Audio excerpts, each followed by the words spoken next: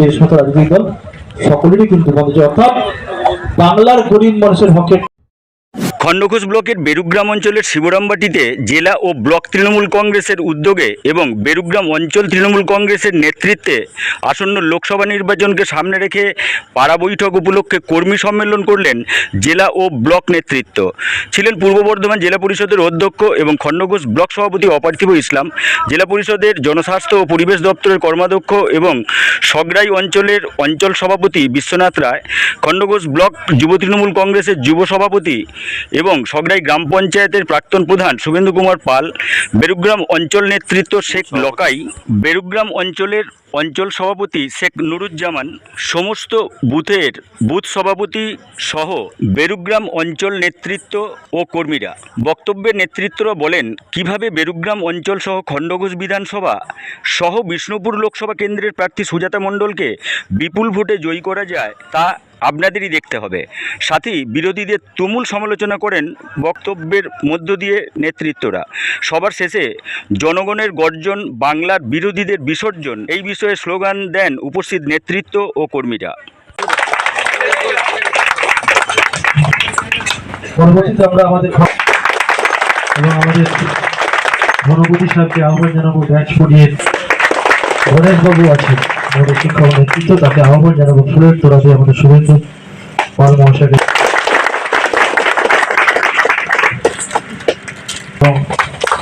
Batch পড়াবেন আমাদের করবেন। আচ্ছা, আমাদের প্রধান আমরা গণেশবাবুকে পেয়েছি,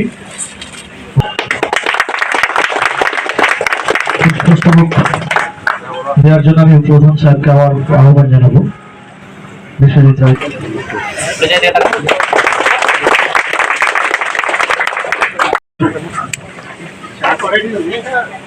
আমরা প্রথম কর্মসূচি শুরু হয়ে যাব। আমাদের দলীয়ভাবে যে কর্মসূচি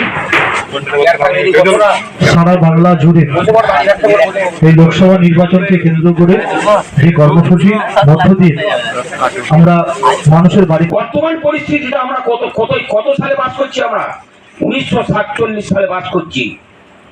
নতুন করে আমরা স্বাধীনতা দিবস পালন করবো 4 জুন। আজকে সেই পরিস্থিতি সারা ভারতবর্ষের দিকে চলে এসেছে। এখানে আমাদের এই বেরুগ্রাম অঞ্চলের ভূমিকা থাকতে হবে, অগ্রণী ভূমিকা থাকতে হবে এই জায়গায়। ধূপগুড়ির উপনির্বাচন কি হলো?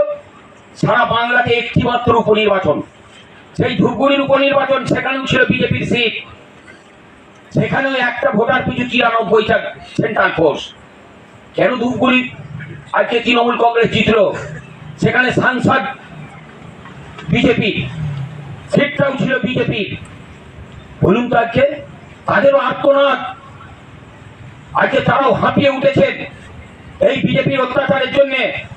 আজকে ধূপগুড়ির উপনির্বাচনে দিদির কাছে বললেন, তারা বার্তা পাঠালেন, দিদি আপনাকে চিন্তা করতে হবে না, আমরা আপনার হাত শক্ত করব, আপনার ঝুলিতে আমরা যেতে চাই। 6 মাস আগে। আর যারা মিথ্যা কুৎসা অপপ্রচার করেছে, আজকে পঞ্চায়েত ভোটের পরে কিন্তু ধূপগুড়ি উপনির্বাচন হয়েছে।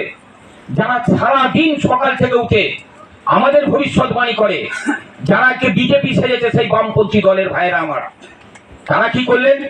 তারা আজকে পঞ্চায়েত ভোটের সময় তাদের ওই বিধানসভার ভোট অফ পার্সেন্টেজ ছিল 12%, 12%। মানুষ একটু ঘুরেছিল।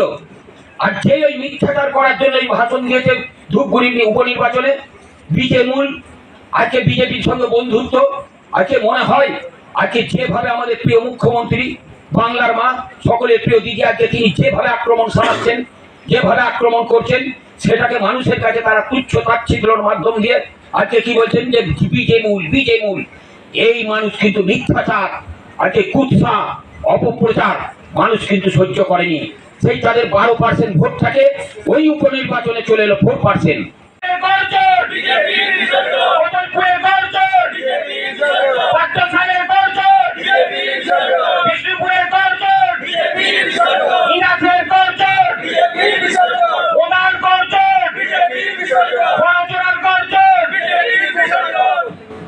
প্রত্যেকটা জায়গায় গর্জন তুলতে হবে।